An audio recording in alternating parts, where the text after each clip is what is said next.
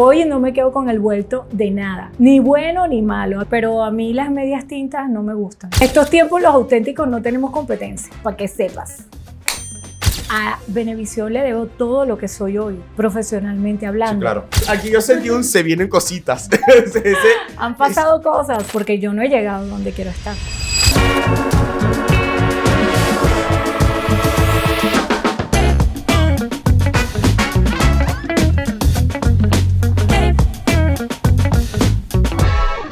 Familia, hoy le vamos a dar inicio a un episodio de Como Todo el Mundo, el podcast, que no es un podcast, o si es un podcast, o ya yo no sé qué es esto, de una manera muy especial, porque vamos a tener a una invitada que primero quiero muchísimo, hemos compartido conversaciones muy profundas y me ha enseñado una perspectiva de la vida que honestamente me ha llamado mucho la atención. Hoy vamos a desglosar un poco más esas conversaciones.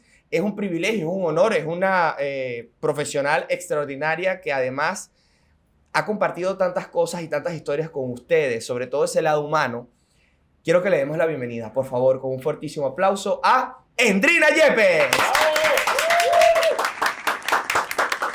Tú sabes que yo soy hiperactivo, discúlpame. Yo siempre sé, estoy con un bochinche. No me queda ninguna duda. Muchísimas gracias por esa introducción tan linda.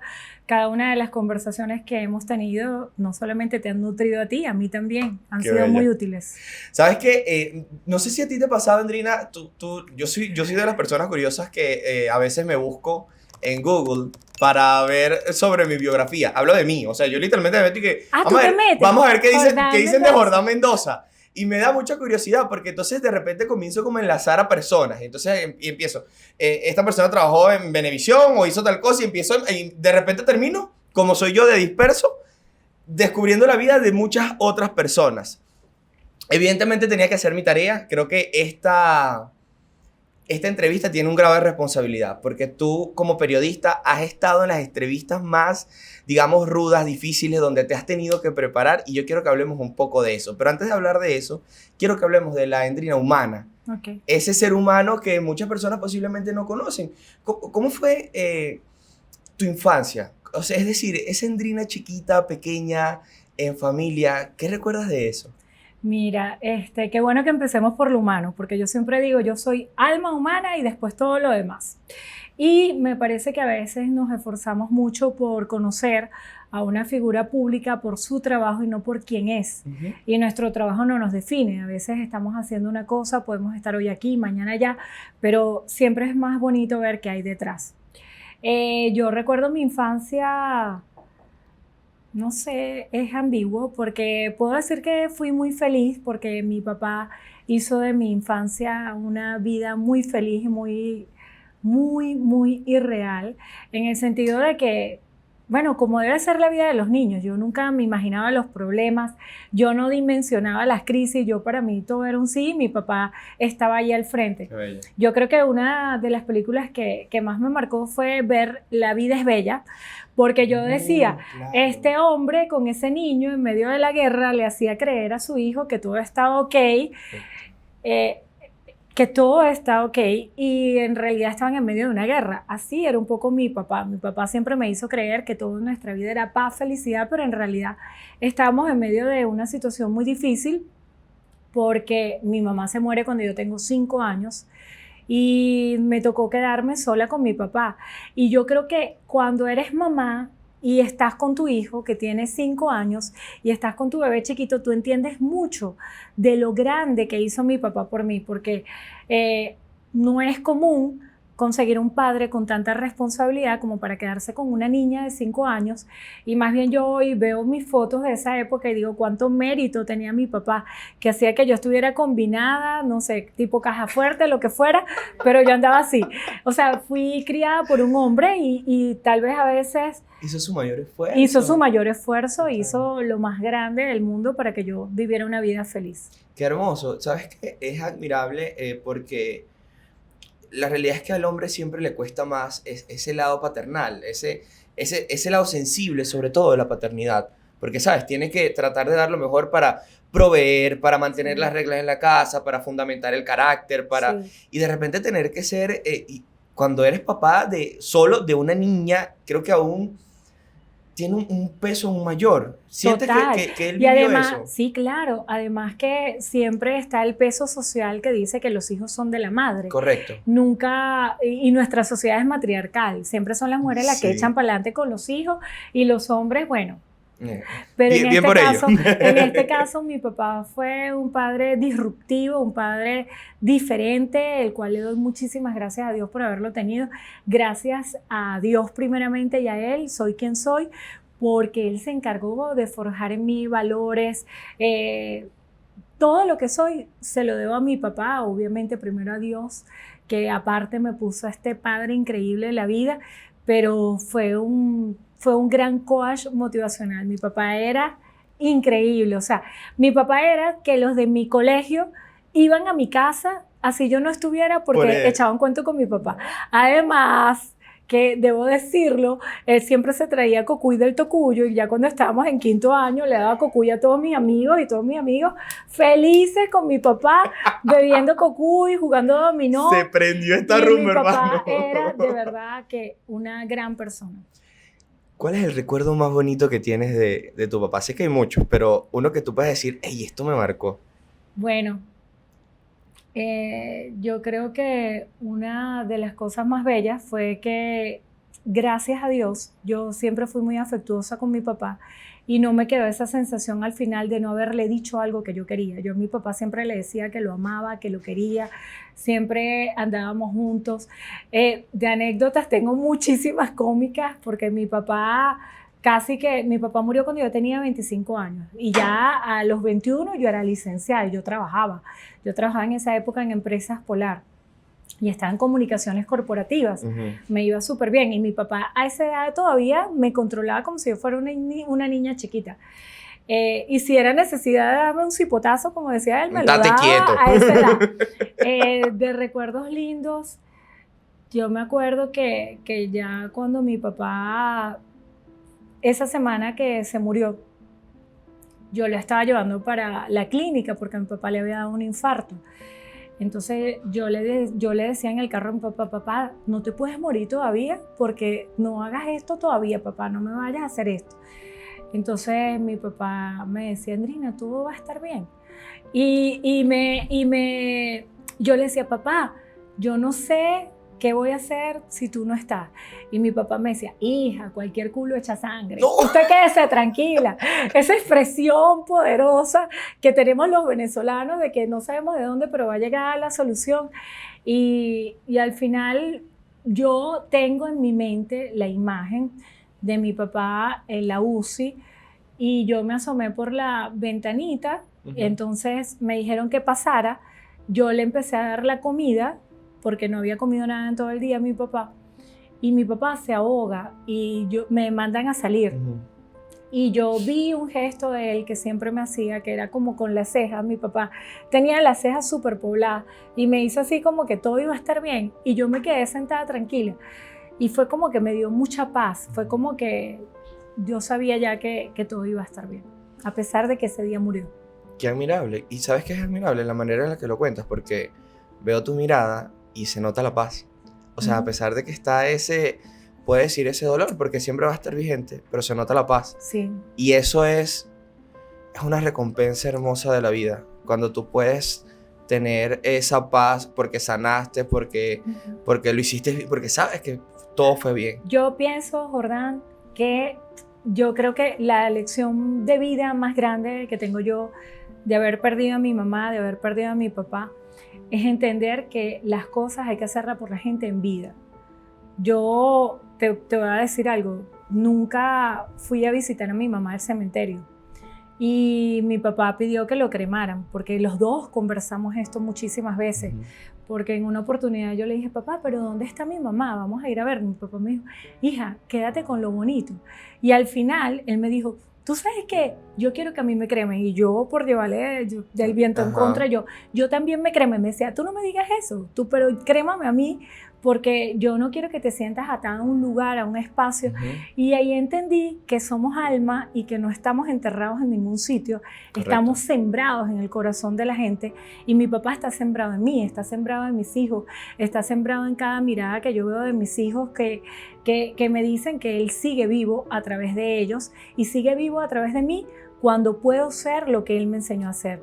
No siempre puedo ser como mi papá quiso, y tal vez en algunas cosas no he sido como él ha querido, pero mi papá está vivo a través de mí. Entonces, creo que esa paz te la da haber hecho todo cuanto puedas. Yo creo que una de las cosas más terribles que le puede pasar a alguien cuando ante la muerte, que es lo más inminente que todos tenemos, Sí.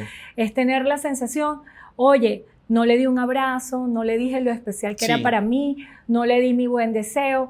Pero cuando tú tienes eso, tienes el check listo, ya tú estás en paz. O sea, por ejemplo, si a mí me tocara morirme hoy, yo me moriría feliz, porque sé que le he dado todo el amor que puedo a todos los que me han rodeado y le he dicho a todos los que amo que los amo. No te quedas nada por dentro. Nada. Hoy no me quedo con el vuelto de nada, ni bueno ni malo. A todo lo que tengo que decir, gracias a Dios, hoy puedo tener esa solvencia moral, espiritual en el alma, de que como no le debo nada a nadie, mi solvencia está conmigo y yo le puedo decir a la gente lo que sí. Y he tenido por eso choques, porque soy muy frontal, pero a mí las medias tintas no me gustan.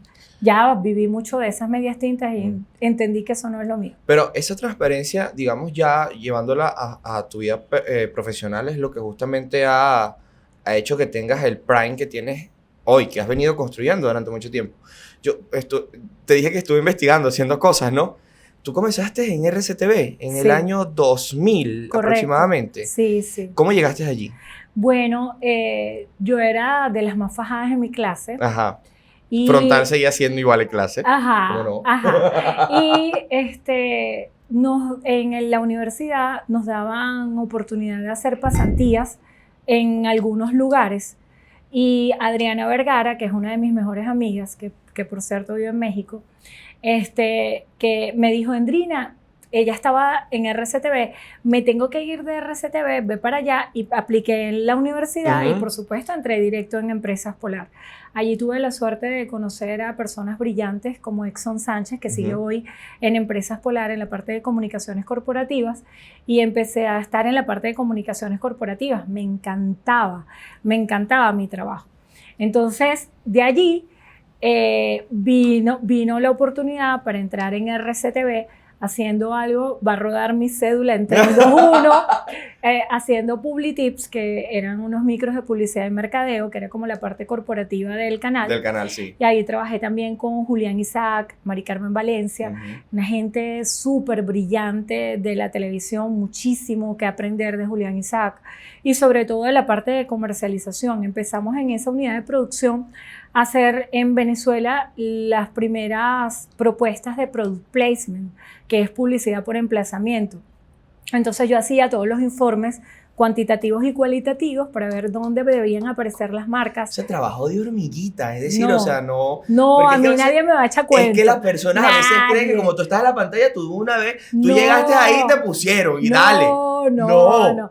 Por eso es que mucha gente dice que le llama suerte, yo le llamo trabajo. Total. Entonces, Disciplina. Total. Listo. Y sobre todo enfoque. Yo conozco el procedimiento desde editar en un Betacam. ¡No! Total. Los estudiantes de comunicación social ya no saben. o sea, de lo que les estoy no, hablando. los que nos están viendo, no. Aquí hay muchos en el equipo que sí por lo menos tuvieron que ver alguna clase bueno, allí. al menos están aquí. Mira, Por lo menos. Él se nota que le estoy hablando en chino, No, literal. Betacam, ¿qué es eso? Betacam, ¿qué es eso? Y bueno, edición, producción, postproducción, por eso soy tan exigente, porque conozco el procedimiento y además de que ha sido un trabajo llegar donde estoy y que es un trabajo que no para, porque yo no he llegado donde quiero estar. Ok, ya me diste ahí un datico que eso lo vamos a seguir desarrollando. Pero antes de que me digas a dónde quieres ir, porque yo creo que sí, eso es una pregunta que creo que muchas personas de repente dirán, bueno, pero si Andrina está como en la cúspide de... Esto no es la cúspide. Pero es lo que No. muchas personas pueden creer eso. Fíjate No. la perspectiva. Pero antes de hablar de eso, es decir que tú, estando en el 2000, pudiste vivir como periodista muchos procesos de este país complejos. Total. Paro petrolero, la 2002. historia de Venezuela te la tengo en eventos. Yo quiero que hablemos de eso, porque creo que esto una vez lo estaba hablando con Eduardo Rodríguez, pero esto fuera pasillo, o sea, son conversaciones que uno no tiene frente a Ya va, cámaras. Eduardo, yo lo admiro. Yo creo que de los medios de comunicación, yo me llevo personas reales, así contadas con las manos y me van a sobradero. Y una de ellas es Eduardo. Wow. Otra eres tú eres muy auténtico, tú eres muy real. Gracias. Y hay mucha gente que en el medio se genera un personaje. Y tú los ves cuando están en acting, son ese personaje, pero salen de la cámara y son otra clase de ser humano. Pero de la gente coherente, creo que muy pocos caben en los dedos de mi mano. Gracias, Andrina. Valoro que lo digas. En serio, valoro mucho que lo digas. No, pero tú lo sabes, Jordán, lo hemos hablado un montón de veces. Pero que lo digas tú creo que tiene un peso muy relevante. De verdad, te lo digo en serio. Tú eres súper auténtico. Gracias. Y en estos tiempos los auténticos no tenemos competencia, para que sepas. Están escuchando, ¿no? Ay, Dios mío. No sé cómo seguir esta entrevista después de esto. Mira, tú viviste el paro petrolero del 2002, también el cierre de RCTV. Sin duda, el cierre de RCTV lo viví en primera fila. ¿Cómo fueron esos procesos? Pero, Jordán, del cierre de RCTV yo tengo para escribir un libro, que este sería mi, no sé, un libro que pudiera escribir en el futuro. Ajá, eso suena bueno. Porque yo lo viví en primera fila y desde todos los enfoques puedo entender lo que pasó allí. Okay. Hubo un muy mal manejo gerencial a mi criterio, que hizo que todos los empleados y toda una organización actuaran como un kamikaze.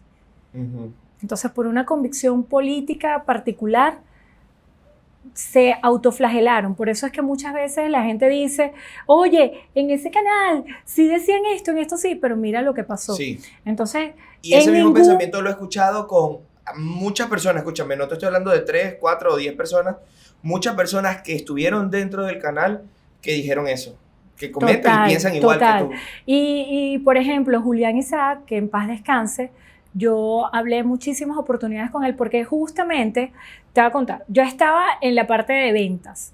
En la parte de prensa estaba Marisabel Arriaga, que es una autoridad en televisión, Adriana Carrillo, que hoy en día está en otro canal de televisión. Y yo me iba a cambiar porque yo iba a ser el ancla del Observador. Y a mí me hicieron el cambio de imagen, todo perfecto para ir a entrar al Observador. En ese momento nace mi primer hijo, Hermes Andrés, y yo me voy de reposo. En el reposo yo decido renunciar al canal. Y cuando renuncio, viene lo del cierre de RCTV. Y yo estuve como testigo presencial de muchas reuniones que se llevaron a cabo para intentar que RCTV no se cerrara. Y por posturas muy radicales, hoy interpreto como absurdas, ellos decidieron seguir firmes en esa posición. Hoy en día digo absurda, pero respeto a las personas que la secundaron y pasó lo que pasó en RCTV. Sí. Que además se creó, digamos, se crearon muchas historias del cierre. Bueno, cerrando ya ese capítulo, creo que es importante hablar de lo que seguía justamente en el 2009. Llegas a Venevisión. Correcto. ¿Cómo fue también ese proceso? Porque además venías de un canal que era competencia en algún momento. Sí, sí, claro. Fue una transición interesante porque Venevisión también tiene otra cultura corporativa distinta a la de RCTV, pero a Venevisión le debo todo lo que soy hoy, profesionalmente hablando. Sí, claro. Y fue una casa para mí, y ha sido una casa para mí muy importante, Venevisión. Y he aprendido demasiado, además que me dio la oportunidad del ejercicio del periodismo desde otra dimensión, frente a cámaras. Y fue muy, muy interesante ese proceso. ¿Qué sientes a nivel profesional que falta por hacer? Porque es que, fíjate... Me falta muchísimo. Pero fíjate, o sea, yo no sé si hay muchas personas que de repente saben exactamente todo lo que ha hecho Andrina. Creo que yo no lo sé al 100%, pero Endrina ha escrito libros, Endrina ha sido conferencista, Endrina ha sido reportera, Endrina ha sido ancla, Endrina le ha tocado ser animadora, le ha tocado ser conductora a nivel corporativo. O sea, yo podría decir que has cumplido todos los roles que puede cumplir una persona que desearía estar donde tú estás. O sea, sientes que aún falta algo. Sí, faltan muchas cosas. Faltan muchas cosas. ¿Cómo qué? Serán públicas. Serán ¡Ay, se públicas viene, en su momento. Aquí yo sentí un se vienen cositas. Han pasado cosas. Mira, no, pienso que primero seguir en mi trabajo, porque para mí es muy importante estar cada mediodía en la casa de los venezolanos. Claro que sí. Es muy valioso. Total. Y ha sido un privilegio y un honor para mí estar allí. Pero pienso que profesionalmente hay muchas cosas interesantes que se pueden hacer. ¿Y ya estás trabajando en eso? Claro, tú me ves a mí que no trabajo. No, tú me ves a mí. Mira, hermano, está metida en todos lados, en todo momento. La bala de Kennedy. Ya se me olvidó decir, es empresaria también. Me faltó decir. Ok, a nivel profesional, hay entrevistas que son un reto. Yo siempre he creído que hay personas que tú dices, oye, ¿cómo le entro? Y si no te reta, la entrevista no es buena. Es correcto. O sea, tienes que hacer investigación, tienes que prepararte, pensar si hacerle o no hacerle una pregunta que preparaste. ¿Cuál sientes que ha sido una de esas entrevistas que te dicen, hey, esto fue un reto?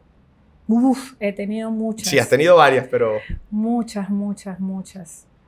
En pleno apogeo de campaña, Enrique Capriles Chávez... Me tocaba venir a Caracas con Eduardo Rodríguez, porque nuestra entrevista a Capriles, previo a las elecciones, fue en Maracaibo y no nos dio chance de llegar. Ese era un gran desafío, entrevistar a Chávez ahí. A Chávez tuve la oportunidad de entrevistarlo dando cobertura a varios eventos. También me tocó, yo por mi trabajo he viajado a Rusia, Arabia Saudita, a China, Israel, Qatar, las Malvinas, en la guerra, cuando fue el aniversario de los 30 años del aniversario de la guerra de las Malvinas. He tenido muchos desafíos profesionales que han sido muy interesantes y muy ricos. Yo creo que cada entrevista es compleja, sobre todo por el momento político que atraviesa el país. Creo que es que ha habido muchas entrevistas desafiantes. La fiscal Luisa Ortega, en plena época de conflictos. 2014, no, 2017. 2017. 17, cierto. O sea, en plena época de conflictos, a mí me tocó entrevistarla en la mañanita. Sí, lo recuerdo. Al presidente Nicolás Maduro también he tenido la oportunidad de entrevistarlo. A Guaidó en plena 2019. En plena controversia Dios con Guaidó, María Corina Machado, Enrique Capriles. O sea, claro, has estado involucrada en la candela. Sí, o sea, estás involucrada allí en medio de ese momento que además para el venezolano tu conducción puede ser como cambiarle la perspectiva a cómo ven la entrevista. No sé si me explico, ya va. A ver, la manera en la que uno dirige una entrevista hace que se genere una expectativa y una perspectiva del que la está viendo. Sí. Y posiblemente sienten que muchas de las respuestas que da el entrevistado es prácticamente orquestado por el entrevistador. No, eso cuando es una entrevista conducente, que tú conduces al entrevistado donde tú lo quieres llevar. Okay. Pero cuando tú eres un entrevistador neutro, como nos toca hacer el periodismo en este tema de la política, sobre todo en un país donde hay tanta polarización, yo pienso que tú haces la pregunta, el entrevistador responde y el televidente hace su conclusión. ¿Nunca te ha tocado hacer una entrevista de estas conductuales donde tienes que llevarlo a un punto? No, porque que sean conducentes, no, porque generalmente yo permito que el entrevistado hable y diga lo que tiene que decir. Okay. Y allá la gente en su casa, la conclusión La conclusión. Qué retante. Espérame, yo estoy al lado de una maestra, ¿ok? Por favor, chachos, tomen una foto que se la manden a mi mamá para que vea dónde estoy y con quién estoy. Muy bien. A nivel personal, Endrina, también has tenido que enfrentar muchos retos, Sí. evidentemente. Pero siempre que hablamos de cosas personales, yo no sé por qué tú siempre tienes esa paz característica que hace que veas que cualquier problema es como allí, minudito. O sea, ¿qué sucede en tu corazón o cómo has podido evolucionar? Entiendo que tu papá fue pilar fundamental, pero es decir, o sea, hay separaciones, quizás darte la oportunidad de volver a amar, de creer en la familia, o sea, esas son cosas que marcan al ser humano, pero tú las hablas y se siente una tranquilidad y una paz que yo digo, ¿cómo lo hace, Dios mío? No, o sea, yo pienso que cada reto me ha convertido en quien soy hoy. Y cada situación que he vivido me ha preparado para ir a un siguiente nivel. Y en todas he aprendido, en cada relación he aprendido, cada situación que he vivido ha sumado a mi vida. Y tampoco es que soy víctima de todo lo que me ha pasado. Okay. De todo lo que me ha pasado, yo también he formado parte de esas decisiones, Eso es esas importante, elecciones. el no victimizarse. No, para nada. No es que yo he sido víctima de las situaciones. Fueron situaciones que yo elegí, que yo viví y que yo he tenido la determinación de dejar atrás. Me encanta. Y eso es muy determinante. ¿Sabes qué sucede? Que creo que hoy en día, sobre todo esta generación, le gusta mucho que le soben el hombro, sentirse, es que yo soy la víctima de la situación, o es que incluso yo soy el que tuvo el problema, el que todo el mundo señaló, y a veces simplemente son circunstancias de la vida que... No, yo pienso que todo lo que me ha pasado a mí ha forjado mi carácter de una manera increíble.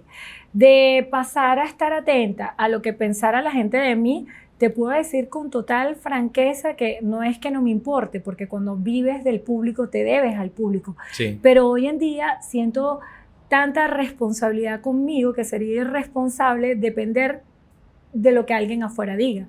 Entonces siempre estoy... ¿Has vivido el hate? Uf, claro, Okay. claro. Lo que pasa es que en esas épocas no había Instagram, Ajá. no había solamente Twitter, que ya es ex. O sea, esa red, mira, es una de las redes más tóxicas que existe, no, sí. lo digo públicamente. Total, yo también. O sea, RT tu comentario. RT totalmente. de verdad. Y ahora sientes que el hate ha bajado, ha mutado, Yo pienso que yo lo he invisibilizado a través de mi conciencia. Porque cuando ya eso no es el foco de atención en tu vida, ya desaparece. La vida es aquello en lo que tú enfocas tu atención. Si yo me enfocara en ese comentario que me hace una señora que me pone, estás gorda, estás fea, estás bien, tuviera 100,000 comentarios como ese, pero como yo veo una loca que me dice, estás gorda, lo borro y ya, seguí con los 100 que me dicen que estás bella, que soy bella y me lo creo. Entonces, no hay que pararle tanto a lo que diga la gente. Recuerda que la boca habla de lo que en el corazón abunda y estamos en tiempos muy difíciles en los que hay que amar por defensa propia, en los que hay que ser más compasivo con la mirada que le damos a los demás y empático con los demás, porque tal vez hay alguien que está en su casa sufriendo porque tú estás posteando una foto que estamos aquí echando cuentos sabrosos y dice, oye, todos hablando ahí, yo aquí solo, sí, yo quisiera estar sufriendo, ahí. Entonces nos miseria. pone, no sé, locos y nosotros tenemos que borrar eso. Y qué admirable. ¿Sabes qué? Hubo una conversación muy bonita que nosotros tuvimos hablando de Dios. Y yo a veces creo que este tema genera muchas opiniones encontradas. Evidentemente sabemos que hay muchas creencias, muchos debates, incluso de la manera y la perspectiva que tienen de Dios, de Jesús o de la creencia que tengan. Pero para ti la espiritualidad, ¿qué significa? Significa todo. Me parece que somos seres espirituales viviendo una experiencia humana y me parece que una persona que no tenga espiritualidad en su corazón es una persona vacía. Siento que más allá de cualquier religión que cualquiera pueda profesar, el no tener a Dios en tu corazón hace que tu vida sea triste. Por eso es que mucha gente dice, estoy deprimida, pero en realidad no está deprimida, está vacía. Estoy ansiosa, no estás ansiosa, estás distraída. Entonces yo creo que cuando tú conectas con esa espiritualidad, llámese la religión que sea, tu vida sube a otra escala, a otro nivel. Y respeto mucho a los que dicen que son ateos, pero cuando está en un avión y se está cayendo, te puedo jurar que a lo mejor se persina. Yo siempre he creído que el ateo al final tiene que reconocer que un Dios existe para decidir no creer en él. Obvio. Por ende, no aplica el ateísmo, ¿me explico? Ok. Es un pensamiento muy, muy analítico de mi parte. Estás viviendo una etapa muy hermosa.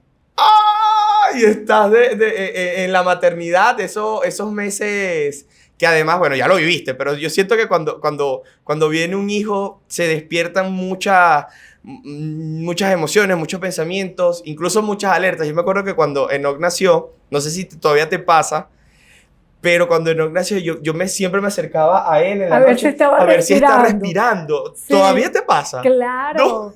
Claro. Y eso que dices es bello porque por eso es que se dice el alumbramiento de un niño. Los niños son luminosos, los niños llenan nuestra vida de luz y es demasiado mágico después de mis 2 hijos grandes volver a experimentar con otro nivel de conciencia la maternidad. ¿Cuántos años pasaron? 15 años. 15 años. Sí, 15 años. Me recuerda mi caso Natalia. con mi mamá, 16 años tenía mi hermano. Bueno, es casi lo mismo, exacto. Es casi lo mismo. ¿Y qué sientes que ha sido diferente en esta nueva etapa, además de los 16 años, 15 en este caso? Bueno, pienso que hoy en día, como ser humano, tengo herramientas distintas que en ese momento no tenía. Tener a mis 2 hijos grandes es también mágico para el bebé y siento que ahorita está como en un nivel de amor en el cual yo siempre le pedí a Dios que yo quería estar con una persona que es increíble.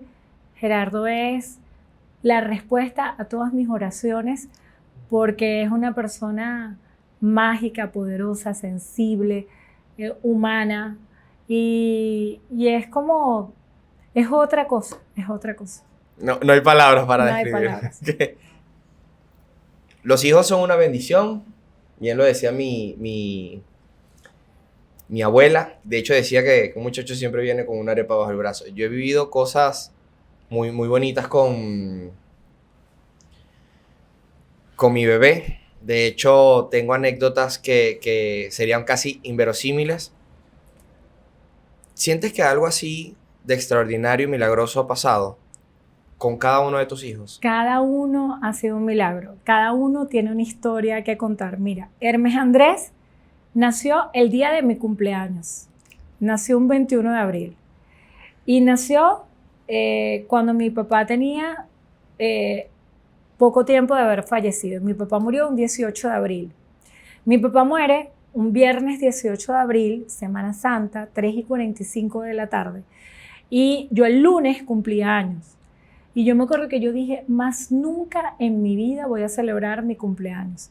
Y ese cumpleaños fue horrible porque la gente, el día de mi cumpleaños, no sabía si llamarme para felicitarme o no, porque yo acababa de pasar por la muerte de mi papá. Claro. Y yo dije, más nunca celebro mi cumpleaños. Y cuando nace Hermes Andrés, fue el día de mi cumpleaños. Fue como mi papá diciéndome, ¡Ey, celebra! Hay que agradecer la vida. Aquí está la vida. Bueno, Natalia, que se llama Natalia por natividad, porque nació en diciembre, cumple el 15 de diciembre, es mi única hija hembra. Es una belleza de niña, es una belleza, igual que Hermes Andrés. Los 2 son grandes maestros que me eligieron a mí como su mamá y me siento súper afortunada.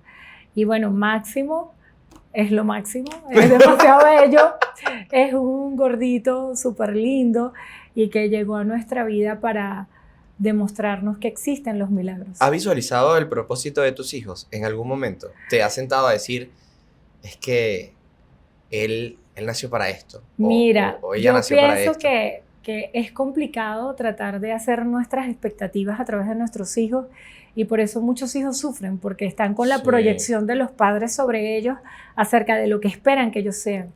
Yo quiero que mis hijos sean felices y estoy segura que tienen un propósito muy grande porque por algo están aquí en la tierra. Nadie nació sin propósito en la vida. No. Todos los que estamos aquí tenemos un propósito para vivir. Y pienso que hay dolores que yo no les voy a evitar a ellos, aunque yo quisiera evitárselos, pero en ese proceso de la vida Ellos deben encontrar su propósito y cada uno, estoy segura, va a impactar el mundo. Endrina, para ir cerrando un poco, hay a nivel profesional muchas distinciones, es decir, muchos reconocimientos que te han hecho. Y creo que a veces estos reconocimientos alimentan el ego. Es decir, es como cuando alguien te dice, lo estás haciendo bien, es como, ay, se siente sabroso, no sé si te pasa. Mara de Oro, periodista Revelación 2010. Mar Internacional, mejor narradora de noticias de televisión, eso fue en el 2011. También Estrella de Venezuela, narradora de noticias del año en el 2017. Bueno, y un sinfín, estoy seguro de muchas cosas. Bueno, la campaña del buen venezolano, que además creo que Premio Nacional de Periodismo. Ajá, y creo que ha dejado además una huella, porque aún hoy hay personas que quizás por chiste lo dicen. Venezuela necesita de gente como del tú. buen venezolano, no sé. O sea, creo que definitivamente ya ha marcado esa pauta. Pero ¿sientes que ha alimentado tu ego o sientes más bien que esto es el compromiso que tienes que tener con el público? El ego es nuestro principal enemigo. Totalmente. Yo pienso que, mira, yo vi una entrevista que a mí me marcó de Celia Cruz, Ajá, donde okay. le preguntaban, Celia, ¿cómo haces tú para hacer que todas las canciones que tú cantas son un hit?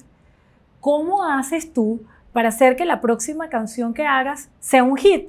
Dijo, creyendo que ninguna ha sido un hit, trabajando como si no tuviera ningún hit. Y yo pienso que uno de los halagos más bonitos que me han hecho a mí como periodista fue un entrevistado que en una oportunidad me dijo, Endrina, yo admiro la pasión con la que tú trabajas porque yo siento la energía como si fuera la primera vez que tú estás haciendo una entrevista, cada vez que yo me siento a hablar contigo, porque es como que tú le pones como que si de esta entrevista dependiera tu trabajo. Yo creo que todo lo que yo hago, lo hago no con la necesidad de aprobación o validación de afuera. Lo hago con el amor y la energía de esa magia de los comienzos y esa magia de hacerlo como si fuera la primera vez para que te quede bien.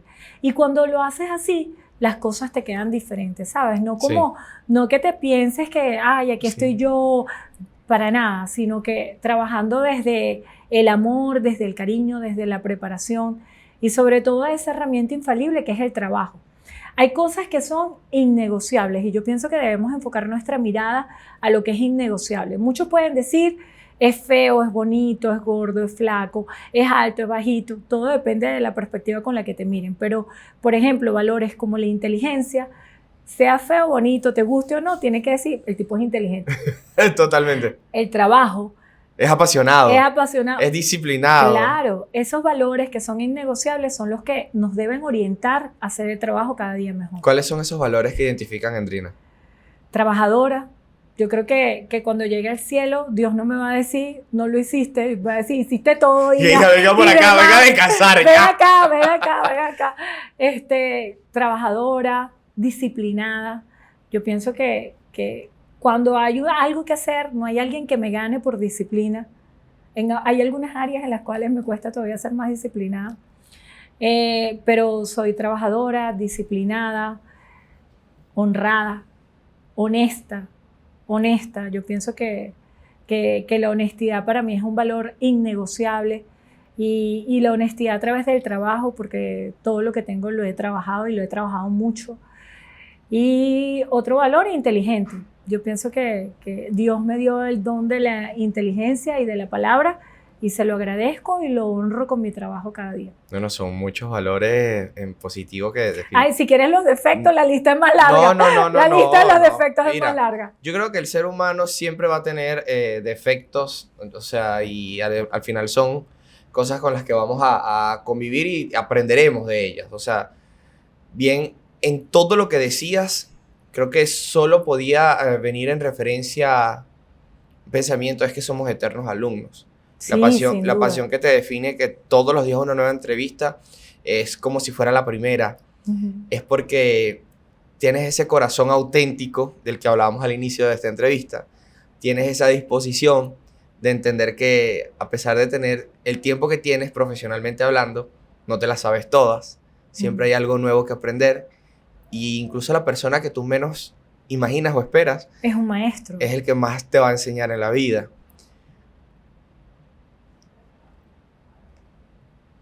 Quisiera poder hacer una conclusión de esta conversación. Yo creo que hay conversaciones que simplemente se dan porque Dios los quiso así. Y aprendemos en ellas. Conocemos un poco más del pensamiento de alguien y eso lo puedes aplicar para tu vida. Yo creo que a mí eso me pasa cada vez que hablo contigo. Qué bello, gracias. Qué bello, gracias.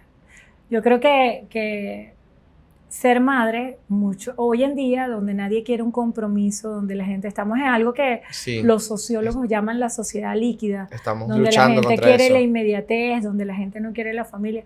Yo pienso que apostar por la familia y el amor te hace ser más compasivo con todos. Y yo creo que si nosotros eligiéramos a nuestros líderes, evaluando más que su currículum, su vida personal, pudiéramos tener un mejor panorama de lo que es la humanidad.